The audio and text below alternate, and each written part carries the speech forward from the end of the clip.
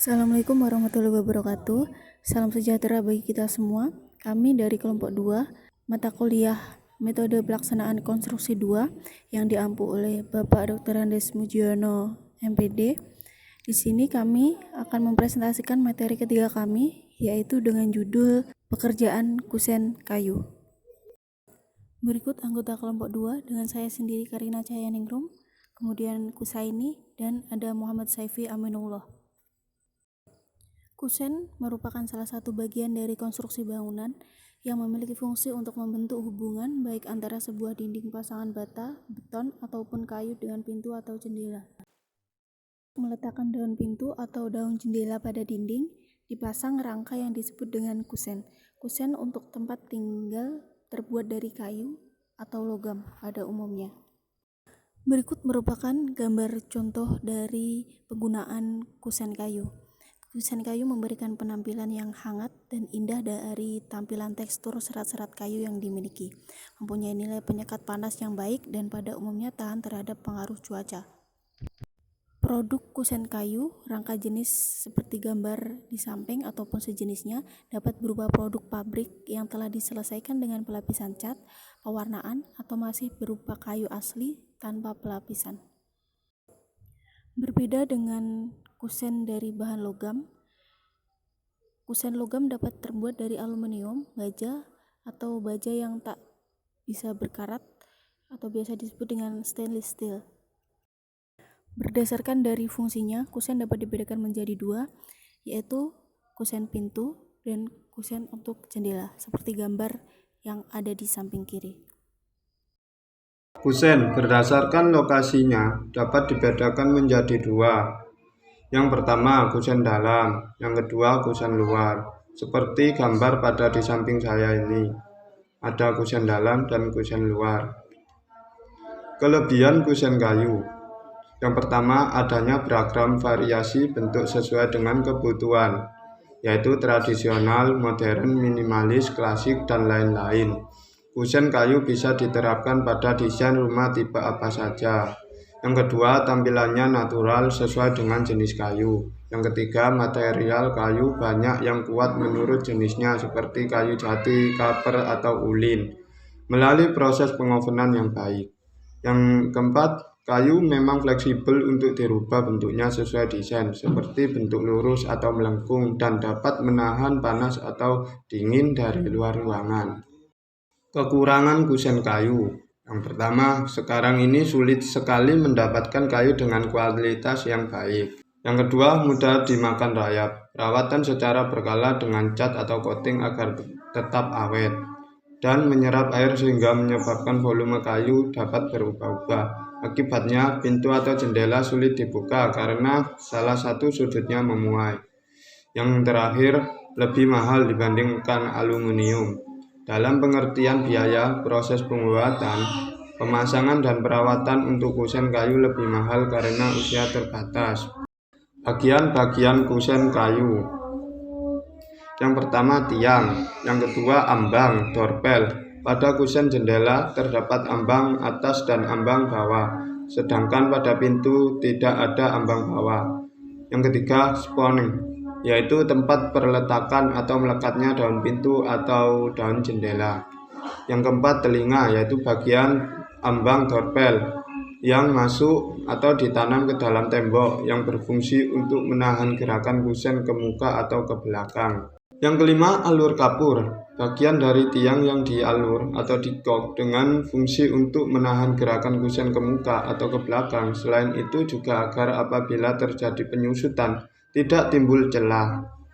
Yang keenam, angkur, dipasang pada tiang berfungsi untuk memperkuat melekatnya pada tembok, juga menahan gerakan ke samping dan ke muka atau ke belakang. Bagian-bagian kusen kayu.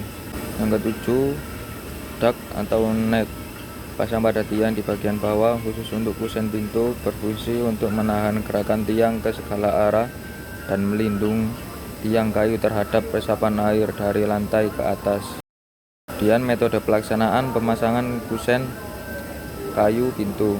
Yang pertama, siapkan alat dan bahan secukupnya di tempat yang aman dan mudah dijangkau. Yang kedua, rentangkan benang berjarak separuh dari tebal kusen terhadap as bopleng untuk menentukan kedudukan kusen. Kemudian, pasang angker pada kusen secukupnya. Yang keempat, dirikan kusen dan tentukan tinggi kedudukan kusen pintu yaitu 2 meter dari tinggi bopleng.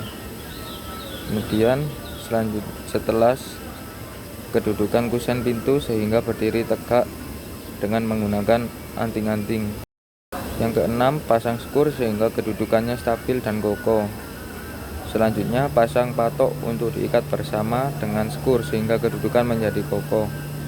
Kemudian, cek kembali kedudukan kusen pintu apakah sudah sesuai pada tempatnya, ketinggian, dan ketegakan dari kusen. Setelah semua selesai, kemudian bersihkan tempat sekelilingnya. Kemudian, metode pelaksanaan pemasangan kusen kayu jendela.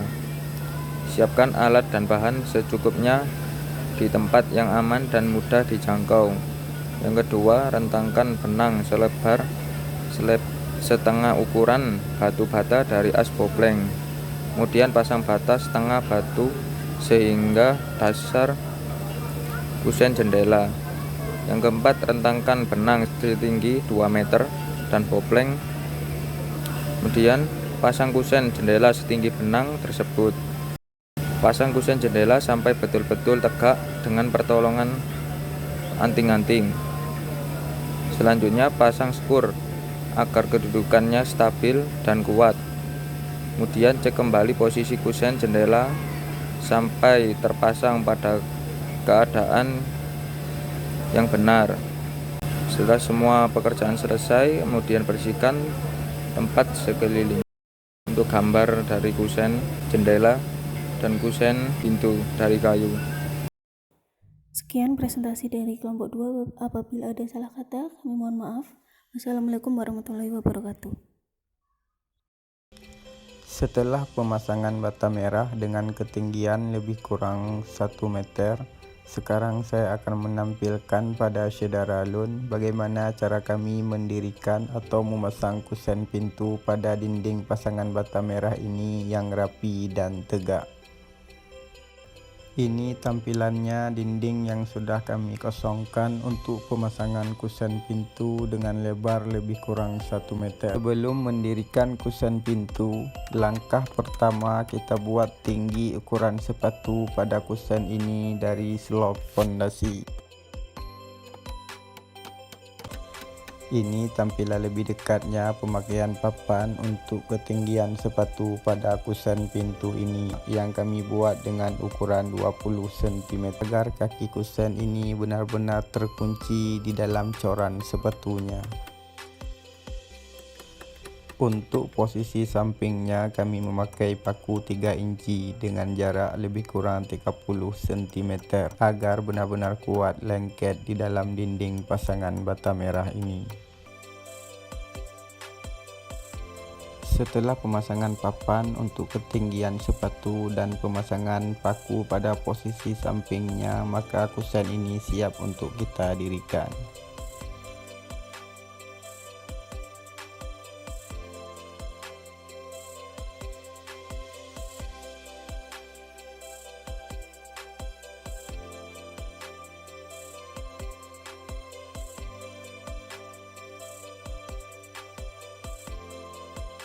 Setelah kusennya siap kita dirikan, kemudian kita pasang siku agar memudahkan untuk kita geser pada tempatnya dan memudahkan untuk kita load yang tegak.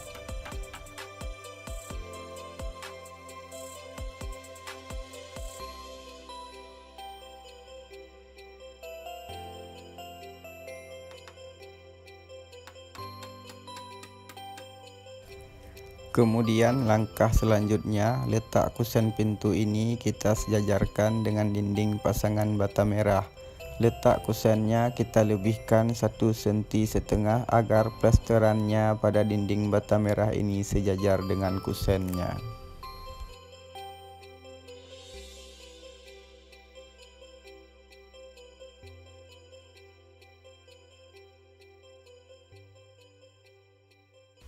Setelah letak kusennya sesuai di atas slop pondasi, kemudian langkah selanjutnya kita tandai kusen sebelah kiri dan sebelah kanan dengan mengukur dari atas ukuran yang sama agar memudahkan kita dalam mensejajarkannya.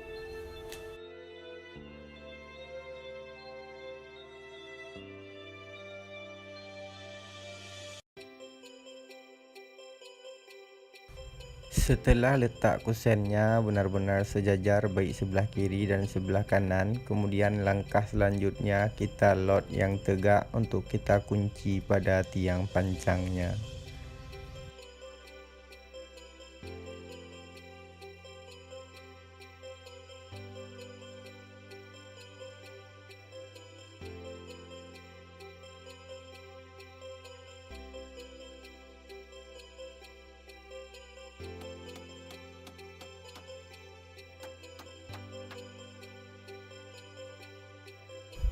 Setelah kusen bagian atasnya siap kita kunci, kemudian untuk posisi kaki kusennya juga kita kunci lagi dengan papan agar posisi kaki kusennya benar-benar kuat terkunci dan tidak mudah untuk bergeser.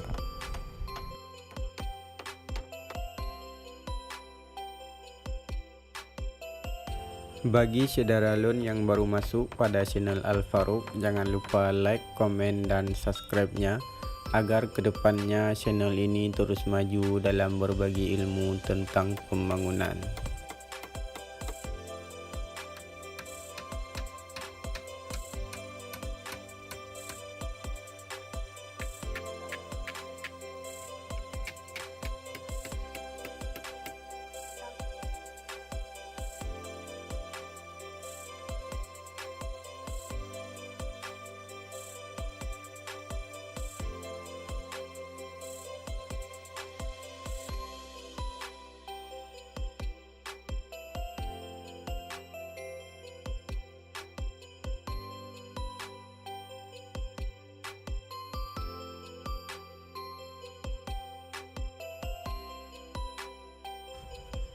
Antara satu kusen dengan kusen lainnya juga kita sejajarkan agar letaknya benar-benar seimbang semuanya.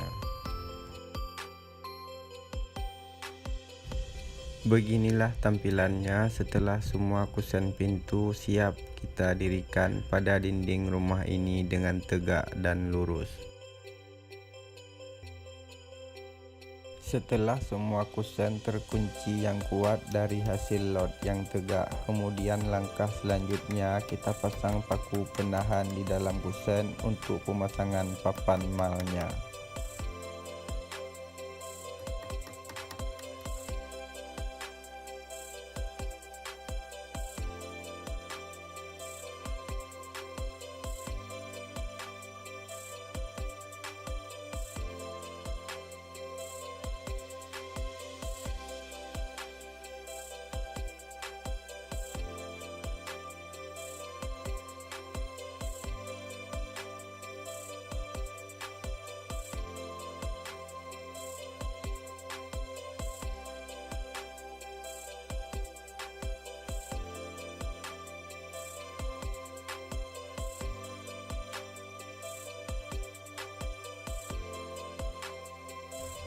Semua papan malnya kita kunci yang kuat dan padat agar tidak mudah jebol di saat pengecoran.